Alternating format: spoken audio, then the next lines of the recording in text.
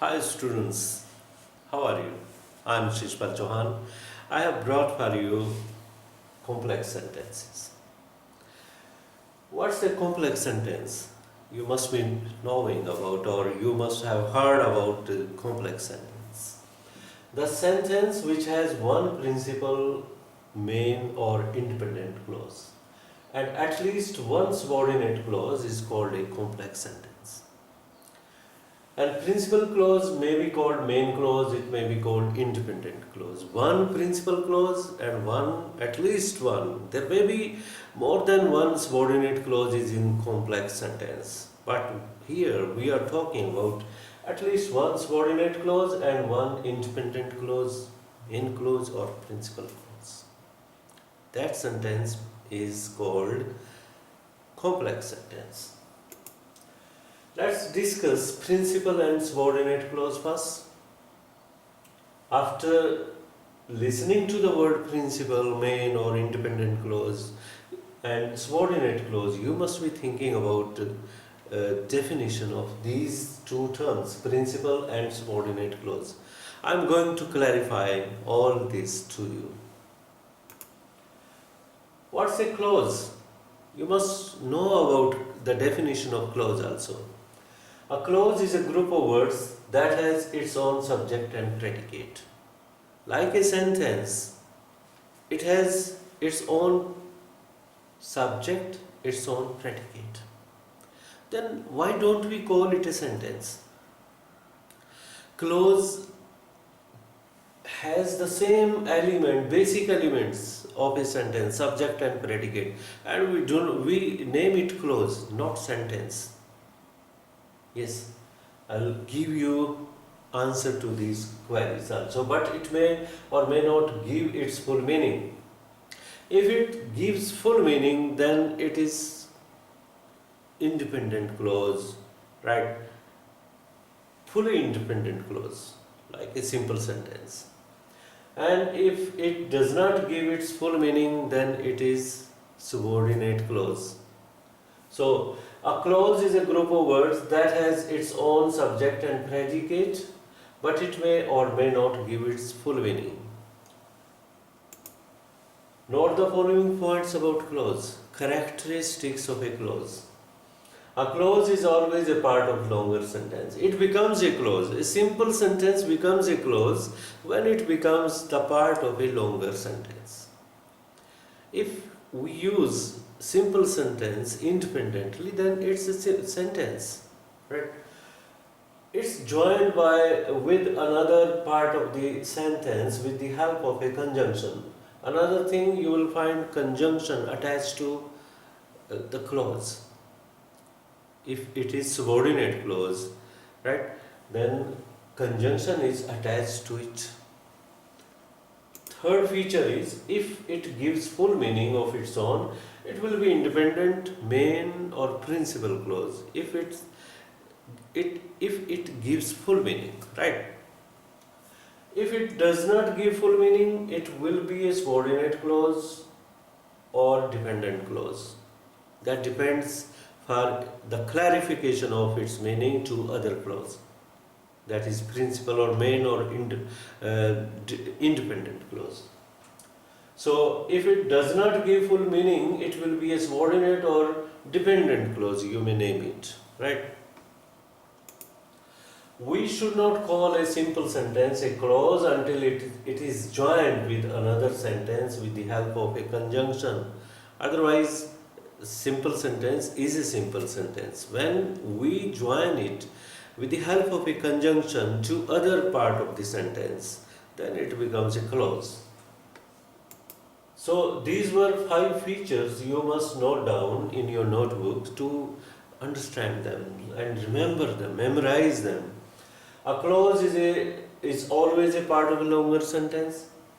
It's joined with another part of the sentence with the help of a conjunction. If it gives full meaning of its own, it will be independent, principal, or it may be coordinate clause, right? If it gives full meaning. And if it does not give full meaning, it will be a subordinate or dependent clause.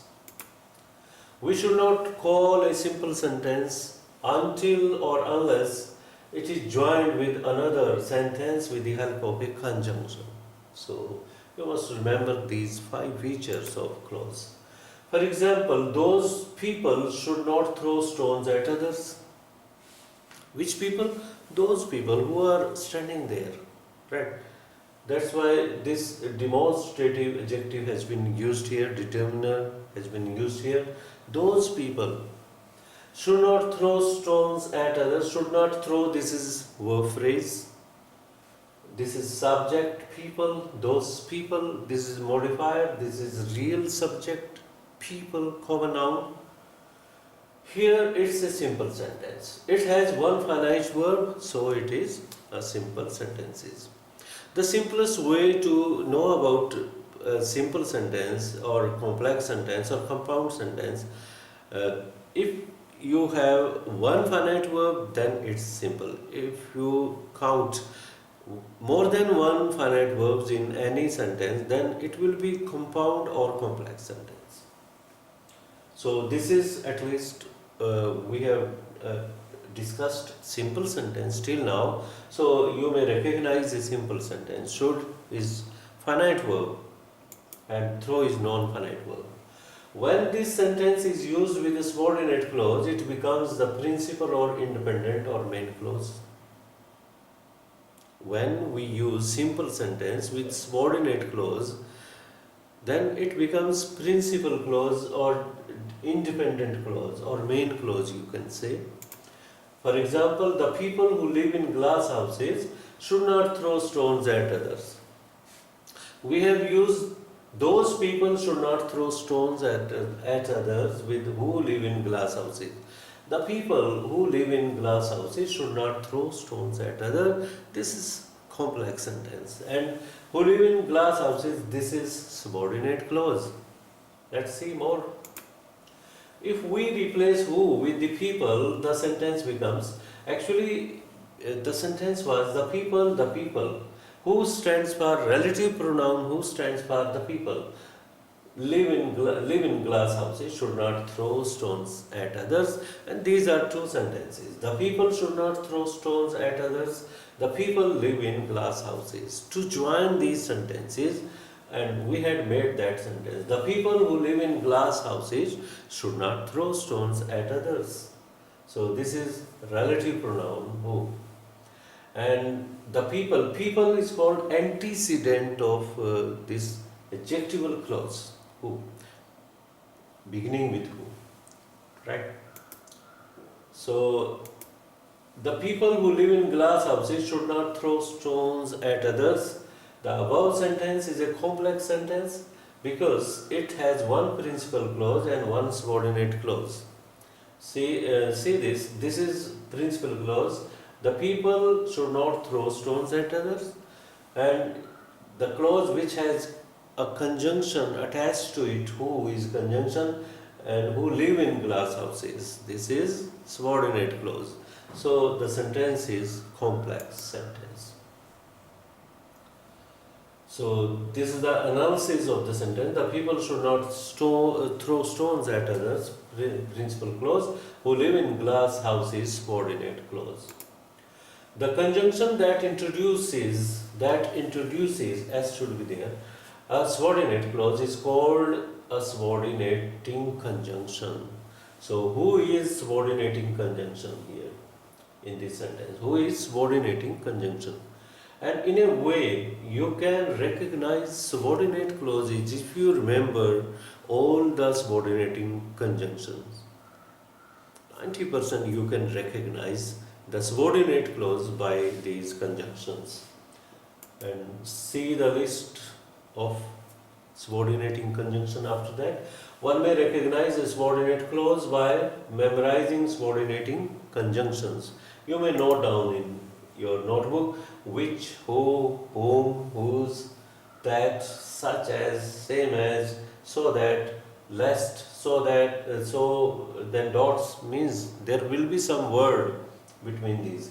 There will be some words between these. There will be some words between same and as.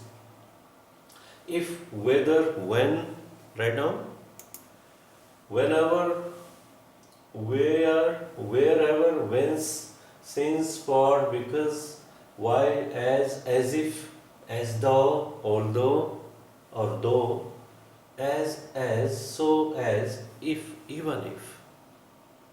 These are subordinating conjunctions. Even though, if, supposing that, provided that, in case, before, after, as soon as, no sooner than, till, until, unless, etc. So these are all subordinating conjunction. If you know, if you remember them, if you memorize them, these conjunctions will help you recognize the subordinate clause, and you will say at once, this is a complex sentence. So this was all about complex sentence, and in another video we'll discuss about compound sentence and coordinating clauses. Till then, have a nice day. Thank you.